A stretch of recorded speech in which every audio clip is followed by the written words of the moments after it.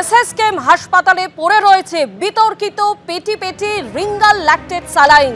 যদিও এসএসকেএম কর্তৃপক্ষের তরফে বলা হচ্ছে যে নতুন স্যালাইন আনা হচ্ছে হাসপাতালে, কিন্তু যে প্রশ্ন উঠছে যে বিতর্কিত রিঙ্গাল ল্যাকটেট স্যালাইনের উপর নিষেধাজ্ঞা জারি করা হয়েছে, সেখানে কি করে দেখা যাচ্ছে এই রিঙ্গাল ল্যাকটেট স্যালাইন, এই নিয়ে কিন্তু ইতিমধ্যেই প্রশ্ন উঠতে শুরু করেছে।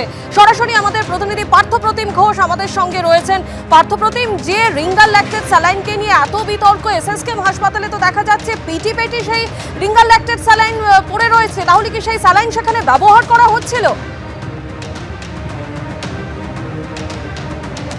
দেখো, সেই স্যালাইন তো অবশ্যই ব্যবহার করা হচ্ছিল, কিন্তু এখন ব্যবহার করা হচ্ছে কিনা সেই বিষয়ে স্পষ্ট করে বলা হয়নি। তবে যেহেতু সরকারের তরফ থেকে একেবারে ঘোষণা করা হয়েছে, যে বিষয়টা বলা হয়েছে যে কোনো রকমভাবে রিঙ্গাল ল্যাকটেটের যে পশ্চিমবঙ্গ ফার্মাসিউটিক্যালসের যে প্রোডাক্ট যেগুলো নিষিদ্ধ করা হয়েছে, যার মধ্যে এই যে স্যালাইনকে কেন্দ্র করে একেবারে বিতর্ক দানা বেঁধেছে, যেখান থেকে কিন্তু এই বিষাক্ত স্যালাইনের জেরে মেদিনীপুর মেডিকেল কলেজে একজনের মৃত্যুর মতো ঘটনা ঘটেছে। আমি আমার সহকর্মী দীপ্তেন্দুকে দেখাতে বলবো যে সেই স্যালাইনকে কেন্দ্র করে এই বিতর্ক দানা বেঁধেছে, এবং তার পরবর্তীকালে দেখতে পাচ্ছি পশ্চিমবঙ্গ ফার্মাসিউটিক্যালসের এই যে স্যালাইন, সেই স্যালাইন পেটি পেটি স্যালাইন পড়ে রয়েছে এসএসকেএম হাসপাতালে।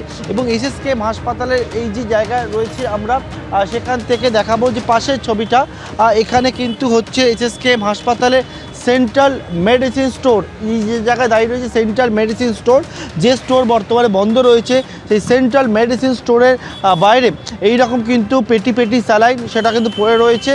এবং তার পাশে এবং দেখতে পাচ্ছ যে বিভিন্ন জায়গায় এগুলো পড়ে রয়েছে। অনেকেই বলছেন যে এখান থেকে যে স্যালাইনগুলো রাখা থাকতো, সেখান থেকে কিন্তু পরবর্তীকালে সেই স্যালাইন বিভিন্ন ওয়ার্ডে যেত, এবং সেখান থেকে এই স্যালাইন আপাতত বর্তমানে এখানে পড়ে রয়েছে।